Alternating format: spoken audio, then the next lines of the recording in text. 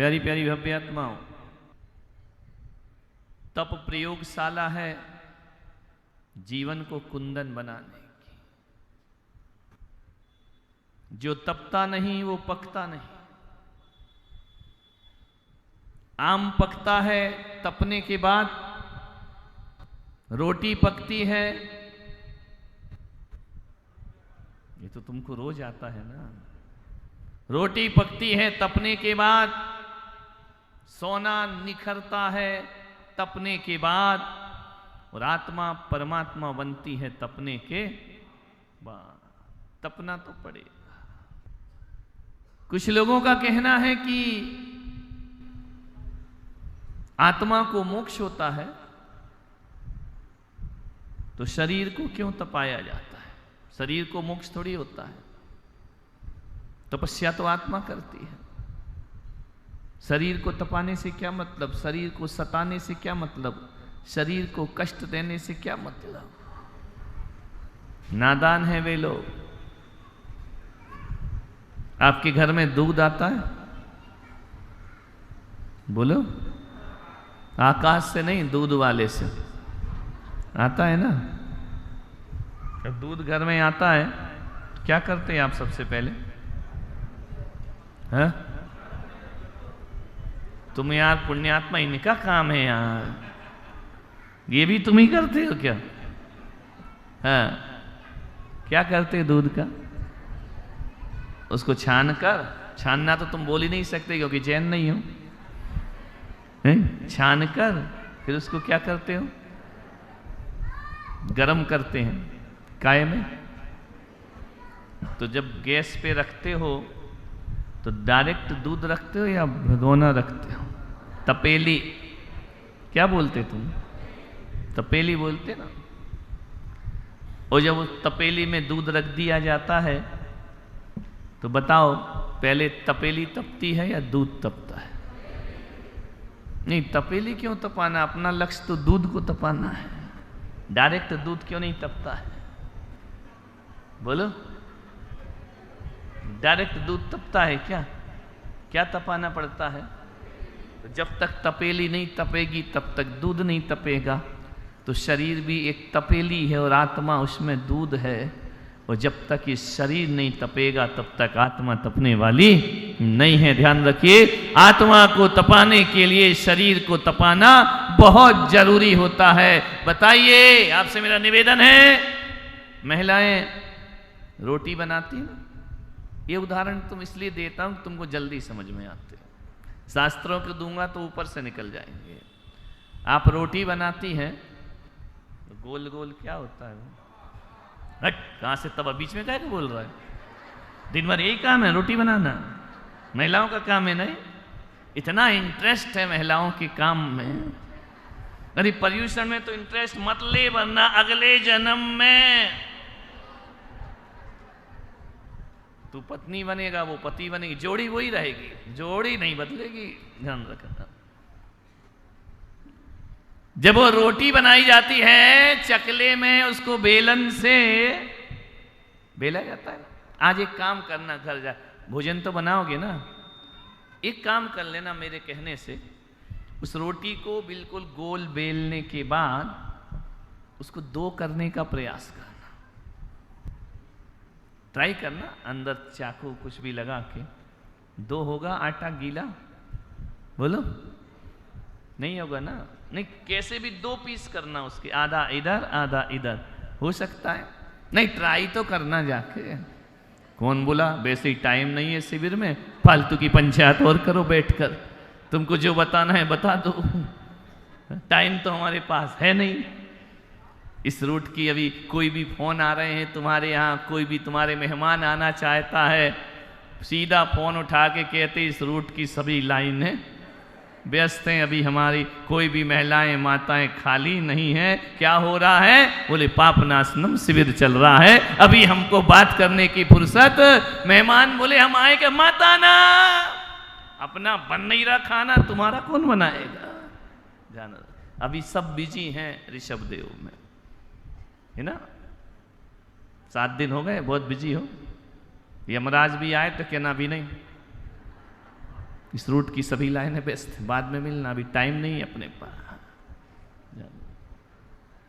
उस रोटी को कितना भी गोल बेल दीजिए वो अलग नहीं होगी, लेकिन उस रोटी को यदि उठाकर तवे पर डाल दिया जाए और दबा करके उसको कपड़े से, कौन बोला महाराज आपको कैसे मालूम? मुझे सब मालूम है।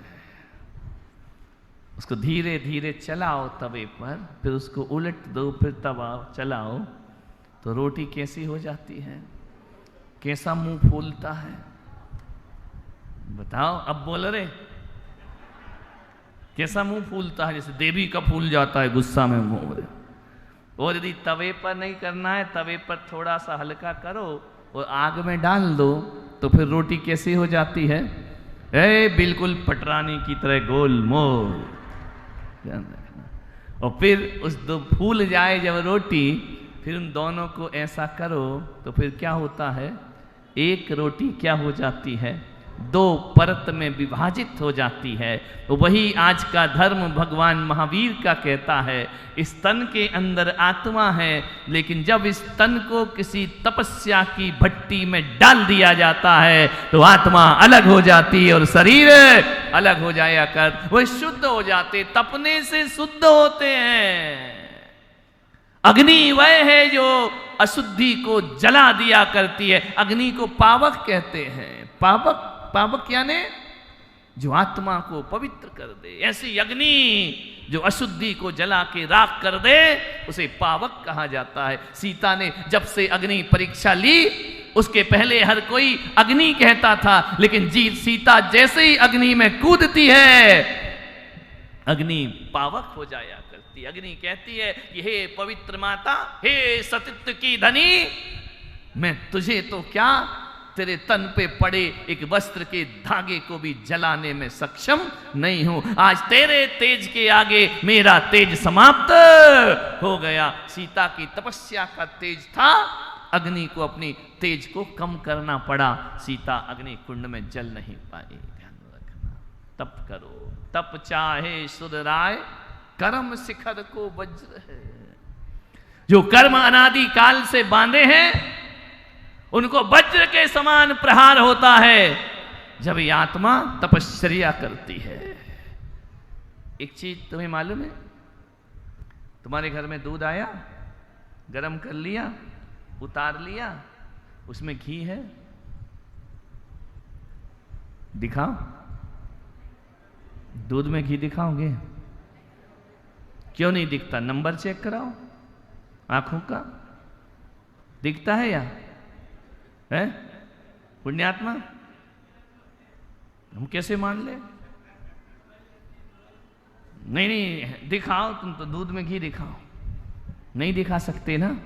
वैसे मैं तुमको आज शरीर में आत्मा नहीं दिखा सकता हूं, लेकिन ना दिखने के बाद भी दूध में घी है ये विश्वास हुआ करता है, और ना दिखने के बाद भी शरीर में आत्मा है ये हमारा विश्वास हुआ करता है। ध्यान रखिए, यदि वो विश्वास नहीं रहेगा, वो आस्था नहीं रहेगी, वो लगन नहीं रहेगी, तो दूध में से घी कभी नहीं निकल सकता है। और तुमको भी यदि मोक्ष मार्ग पर विश्वास ना रहा तो आत्मा में, शरीर में से आत्मा शुद्ध, मालूम है शुद्ध घी ऐसे नहीं निकल जाता है। कैसा आदमी रहा होगा जिसने पहली बार रिसर्च किया होगा कि दूध में घी निकलता है? कभी सोच सकते हैं? अपन जैसे साधारण बुद्धि वाले, कभी इतना कोई वैज्ञानिक ही रहा होगा जिसने दूध में घी के दर्शन कर लिए? जो विज्ञान होता है वह दूध में घी के दर्शन करता है, वो जो बीतराग विज्ञान होता है वो आत्मा में परमात्मा के दर्शन कर लिया। हर आत्मा में परमात्मा है।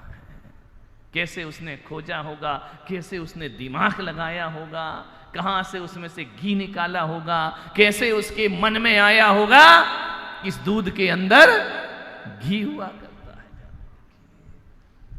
क्या किया उसने? दूध को दही बनाया, दही बनाने के बाद उसको, क्या होती है वो लकड़ी की, तुम जबलपुर की मत बोल रहे, मथानी फतानी, यहाँ क्या बोलते हैं?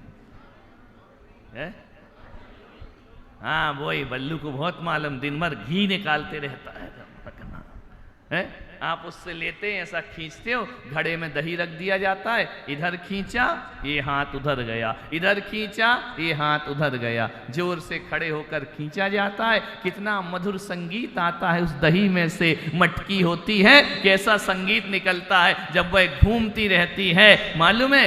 ये गया ये आया, ये गया ये आया, ये क्या होता है? निश्चय व्यवहार, निश्चय व्यवहार, निश्चय व्यवहार, ये साधना है, ध्यान रखना। निश्चय और व्यवहार की दोनों साथ साथ चला करते हैं। जैसे ही उसने दही को मथा, क्या निकल आया? पानी डालते जाओ, क्या निकल आएगा? तुम मत बोलना नैनू। क्या निकल आया? मक्खन। मक्खन ऊपर आ गया। अब नीचे नीचे जो बचा है वो सब क्या है? छाछ। ध्यान रखना। और मक्खन को क्या किया? एक कटोरी में लिया और फ्रिज में रख दिया, दूध घी निकल आया। क्या किया? मक्खन का क्या करोगे? तपाओगे। और जैसे ही मक्खन तपता है तो उस दूध में जो छिपा था वह घी फिर घी नहीं कहलाता, वह शुद्ध घी हो जाया करता है। और शुद्ध घी का मतलब जानते हो क्या होता है? कि अब ये दोबारा कभी दही नहीं बनेगा, अब ये दोबारा कभी दूध नहीं बनेगा। शुद्ध घी का मतलब परम शुद्ध दशा को जब यह आत्मा भी तपश्चर्या करती है और तप करके जब निश्चय व्यवहार का सहारा लेकर इसमें आत्मा का मक्खन निकलता है, और जब घी रूपी आत्मा बाहर आती है फिर वह घी घी नहीं शुद्धात्मा हो जाया करती है, वह सिद्धात्मा हो जाती है। और वह सिद्धात्मा का मतलब यही है, शुद्धात्मा का मतलब यही है, अब वो कभी भी संसार में जन्म मरण नहीं कर। आज का धर्म यही है, उत्तम तप निर्वांचित पाले कर्म शिखर को निर्वांचित। निर्वांचित का मतलब क्या? मेरे इस तपश्चरण से संसार शरीर भोग की संपदा मुझे नहीं चाहिए। क्या चाहिए इस तप से? पुण्य लगेगा ना? क्या चाहिए? क्या चाहिए तपस्या से? अभी पढ़ा ना पूजा में, पीठिका में, पुण्यम समग्र महिमेक मनाज हो। हे प्रभु, आपकी पूजा से जो मुझे पुण्य लगा है उस पुण्य का फल मुझे नहीं चाहिए। क्यों? ये पुण्य आप अपने खाते में जमा करो और इतना पुण्य मेरा भर दो कि मुझे संसार की वस्तुएं नहीं, मोक्ष की यात्रा हो, निर्वाण की यात्रा हो जाना चाहिए। इस पुण्य का फल मुझे जगत की धन दौलत वस्तु नहीं चाहिए, इस पुण्य का फल मुझे अरिहंत का पद प्राप्त चाहिए। पुण्य फला अरिहंता। इस पुण्य को संकलित करते जाओ, इसका फल एक दिन अरिहंत अवस्था में प्राप्त होगा। मूल धर्म। साधना का मार्ग तप का मार्ग है। देहासक्त होकर मत जियो, देहातीत होकर के जियो। कीचड़ में कमल खिलता है ना, कमल देहासक्त नहीं देहातीत होकर जीता है, कीचड़ से ऊपर रहा करता है। जो कमल की प्रवृत्ति वाले हैं वह कीचड़ से ऊपर रहते हैं, और जो संसार की प्रवृत्ति वाले हैं वह कीचड़ में कीड़ों की तरह रेंगा करते। अभी स्थिति क्या है अपनी? कीचड़ में कीड़े की तरह हो या कीचड़ में कमल की तरह हो? बोलिए क्या हालात है? मेरी तरफ मत देखो, अपने बताओ। कीचड़ में कीड़े की तरह रेंग रहे हो। विषय भोग संसार जगत प्रपंच छल कपट ईर्ष्या बेईमानी धोखा सब चल रहा है। क्या करें महाराज? ये ना करें तो दुनिया में रहे कैसे? कम से कम एक नियम तो आज तपस्या के दिन ले लो कि मैं व्यापार में, परिवार में, रिश्तों में, नातों में, विषयों में छल कपट कर लूंगा, लेकिन कभी अपनी जिंदगी में धर्म के साथ छल कपट नहीं करूंगा। इतना हो जाए तो भी मोक्ष की यात्रा हो जाती है। मैं मंदिर के साथ छल नहीं कर सकता, मैं पूजाओं के साथ छल नहीं कर सकता, मैं साधना के साथ छल नहीं कर सकता हूं, मैं अपने स्वाध्याय से छल नहीं कर सकता हूं, मैं अपनी माला से छल नहीं कर सकता हूं। नहीं लगे मन तो भी फेरो। कौन है जिसका माला में मन लगता हो? किसी का नहीं लगता। एक आदमी आए, बोले बिना मन की माला फेरेंगे तो क्या होगा? मैंने कहा कल्याण होगा। बोले बिना मन की भी? मैंने कहा बिल्कुल कल्याण होगा। मैंने कहा एक बात बता, इतने बैठे मन माला का लगता किसमें? कौन है जिसका मन लगता? एक आध है कि मेरा माला में इतना मन लगता है, दुनिया की बातें याद नहीं आती। आने देना, क्या फर्क पड़ता है? तू तो माला जग रूठे तो रूठन दे, तू तो राम सुमन ध्यान रखना। मुख से नमोकार बोलते जाओ, मन लगे या नहीं लगे। मन बाजार में जाए जाने दो, नहीं तो कई लोग ऐसे हो गए हैं कि मन नहीं लगता है तो माला फेरने से क्या मतलब। एक व्यक्ति आए, बोले महाराज मैंने मंदिर जाना बंद कर दिया। मैंने कहा द्रौपदी मुर्मू से अप्रोच लगाऊंगा कि तुझे पद्मश्री का अवार्ड प्रदान करें, भारत रत्न का अवार्ड मिलना चाहिए। बोले क्यों? मैंने कहा तूने मंदिर जाना छोड़ दिया। कितनी अच्छी बात की है, पूजा पाठ छोड़ दिया। बोले पहले जाता था अब नहीं जाता। मैंने कहा क्यों नहीं जाता है? बोले मंदिर में मैंने देख लिया सब पाखंड है, जितने लोग जाते हैं ना सब पाखंडी नंबर 1 के।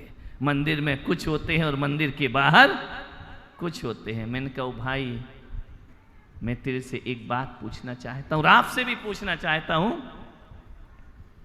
हर नौजवान कह देता है मंदिरों में ढोंग है, पाखंड है, इसलिए मंदिर नहीं जाते। और एक बात याद रखना, मंदिर में पाखंड है इसलिए तुमने मंदिर जाना छोड़ा। मैं पुलक सागर कहता हूं कि मंदिर जाना मत छोड़ो, पाखंड छोड़ो। ध्यान रखना, पाखंड का त्याग किया कि दुनिया में पाखंडी लोग मंदिर जाते हैं, लेकिन मैं पाखंडी बनकर नहीं, मैं सच्चा धर्मात्मा बनकर के मंदिर जाऊंगा। आदमी माला छोड़ देता है, पाखंड नहीं छोड़ता है। आदमी मंदिर जाना छोड़ देता है, पाखंड नहीं छोड़ता है। छोड़ना क्या था? मंदिर जाना या प्रपंच करना छोड़ना था। मंदिर जाओ, शांति से दर्शन करो, अपनी वंदना करो, वापस आ जाओ। कोई लोग तुमको जबरदस्ती थोड़ी कहते कि बैठ करके पाखंड करो। यहां ध्यान रखिए, आदमी धर्म छोड़ता है, पाप नहीं छोड़ता है। पाप के लिए धर्म को त्याग कर दिया करता है। एक बात याद रखना, आज का उत्तम तप का दिन इतना ही रखो स्मरण में, हम धर्म के साथ छल नहीं करेंगे, हम धर्म के साथ कपट नहीं करेंगे। यदि आपने रात्रि भोजन छोड़ा है तो फिर छोड़ा है। फिर ये नहीं कहना कि फलाना रात में खा के सिंगदाना खाता है। मरने दो, सुखाने दो, तुम नहीं खाने का। ध्यान रखिए, तो तुम्हारा वह व्रत सार्थक सफल हो।